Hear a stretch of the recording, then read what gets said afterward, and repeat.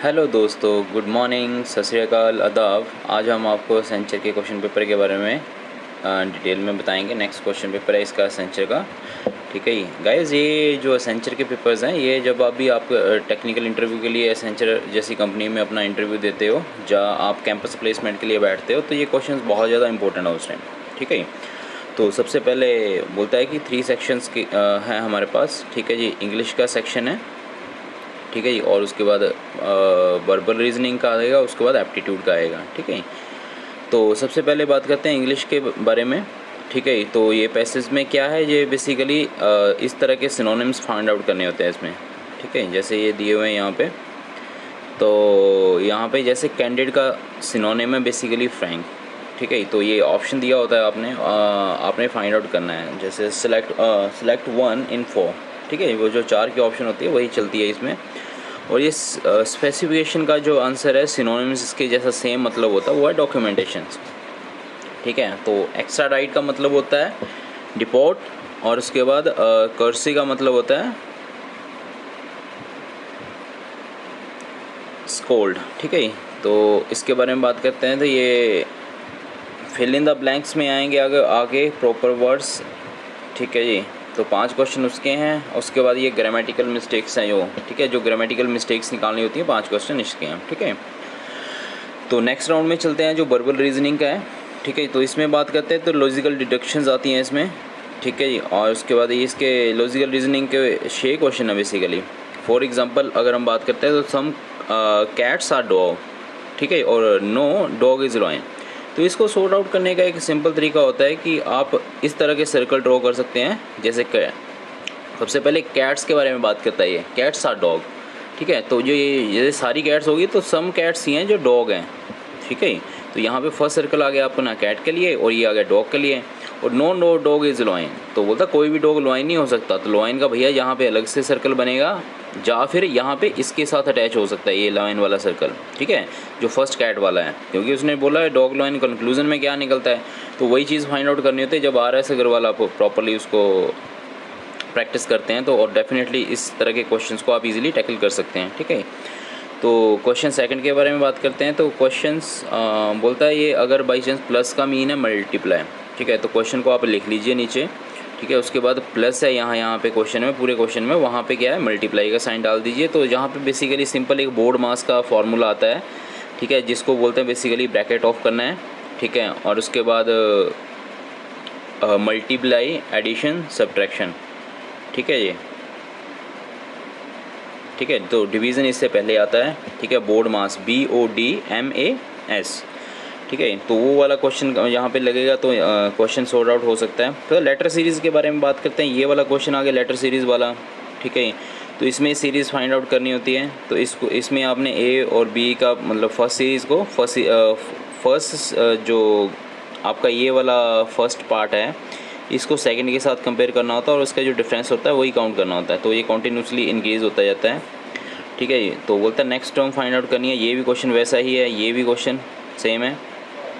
ठीक है, तो एप्टीट्यूड के क्वेश्चन के बारे में बात करते हैं। तो ये बोलता है एप्टीट्यूड का पहला क्वेश्चन है जो basically it has 20 mixtures contains milk and water in the ratio of 3। तो ये RS अग्रवाल का ये मोस्ट इंपॉर्टेंट क्वेश्चन है, और जब आप इसको रेगुलर प्रैक्टिस में लेके आते हैं तो इसमें आप इजीली इसको सॉर्ट आउट कर सकते हैं।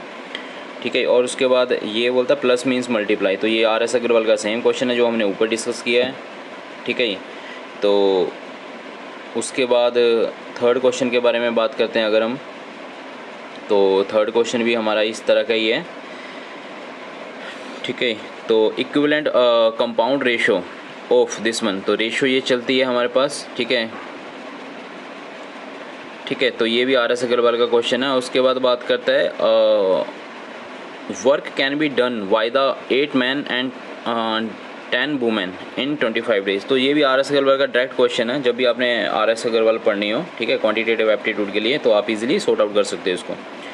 ठीक है, तो इसके बाद हमारे पास है 1 मैन एंड 2 वुमेन्स और 3 बॉयज़। ठीक है, can do a work in 44 days. तो ये भी RS अग्रवाल का डायरेक्ट क्वेश्चन है। जब भी आप गाइज, मैं रिकमेंड करता हूँ आपको कि जब भी आप एप्टीट्यूड की तैयारी करो, या फिर आप इंटरव्यू के लिए जाने के लिए आप प्लान बना रहे हो अपना, तो RS अग्रवाल को प्रॉपर्ली एक थॉरली रिवीजन दो।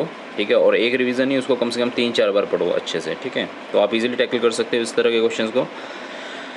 उसके बाद बात करता है ये सीरीज़ में जो है ये वाला क्वेश्चन है। उसके बाद बात करता है how many ways can a lock be opened if the lock has the 3 digit number, lock if the last digit is 9। तो ये वाला नंबर सीरीज़ में आते हैं ये क्वेश्चंस, ठीक है। और उसके बाद बात करते हैं if a man reduces the selling price of the fan from 400 to 380, अगर 400 से वो 380 रुपये अपना सेलिंग प्राइस को कम कर देता है तो उसका लॉस जो इंक्रीज़ हो जाता है 20% के द्वारा। तो ये परसेंटेजेस का क्वेश्चन RS अग्रवाल से, ये भी डायरेक्ट क्वेश्चन है, ठीक है। तो ये गाइज़ एक बात और याद रखना, ये चीज़ें मैं आपको इसलिए बता रहा हूँ कि आप इनको प्रैक्टिस में लेके आओ, ठीक है। इसका आंसर्स देना, ठीक है, एक आंसर शीट तैयार करके मैं इसके आंसर्स भी आपको बता सकता हूँ, लेकिन उसका फ़ायदा नहीं होगा आपको, ठीक है जी, ज़्यादा फ़ायदा नहीं होगा। फ़ायदा इसी में है कि आप इन क्वेश्चंस को खुद रिवाइज़ करो, खुद प्रैक्टिस करो, ताकि आपको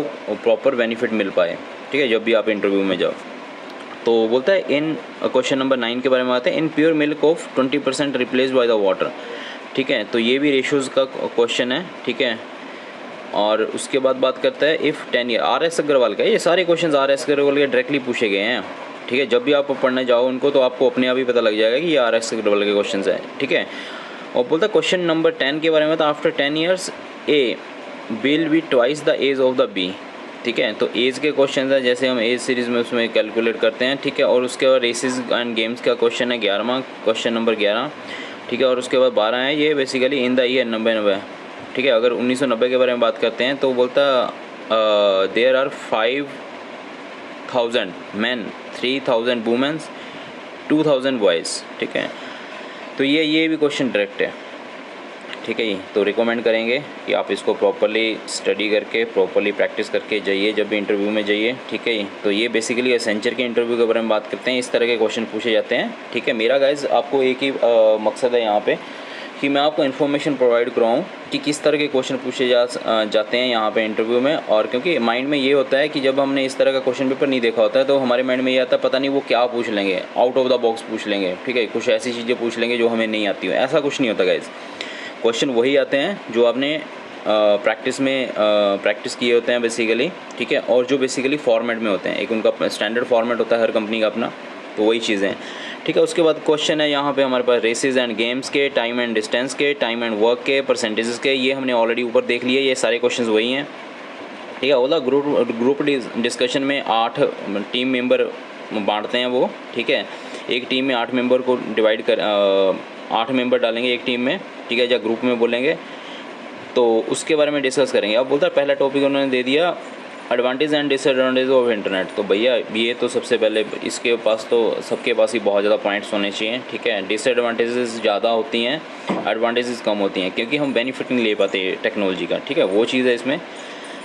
उसके बारे में अगर हम नेक्स्ट इसके बारे में चलते हैं, टॉपिक के ऊपर चलते हैं, तो बोलता है ये हमारे पास ये है betting in cricket should be legalised or not education system in India, ठीक है। तो बोलता है जो बैटिंग है ना, बेसिकली जो सट्टा लगता है, जंगली रमी हो गया, ये हो गया, वो हो गया, आप ऐसे पैसे लगाओ, ठीक है। ये आजकल तो वो चल रहा है दूसरा एक नया लेटेस्ट, वो मेरे को नाम नहीं याद आ रहा अभी, ठीक है। तो वो भी है जो बेसिकली बैटिंग है, वो लीगलाइज्ड बैटिंग है, ठीक है। वहाँ पे टर्म एंड कंडीशंस में वो बोलते हैं कि अपने रिस्क पे खेलिए आप उस चीज़ को, ठीक है। तो वो है, ठीक है। वो बोलता है ग्रुप डिस्कशन के बाद वो लोग एक फॉर्म दे देते हैं।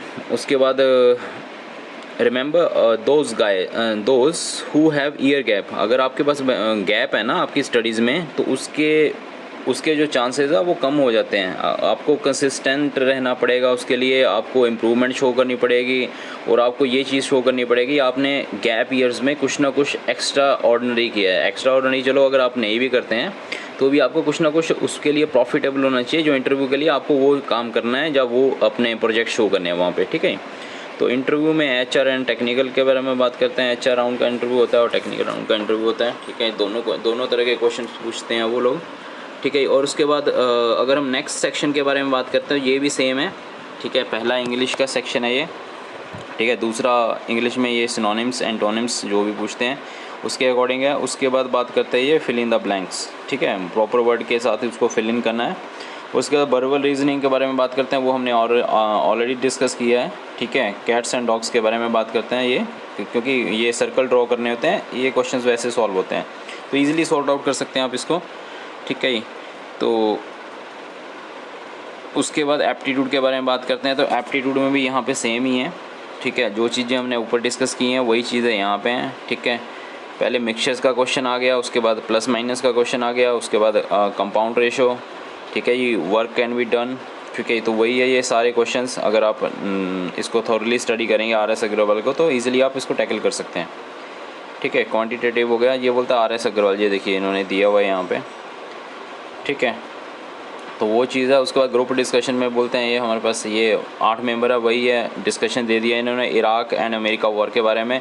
ये हमेशा वही क्वेश्चंस लेते हैं जो बेसिकली करंट में चल रहे होते हैं, ठीक है जी।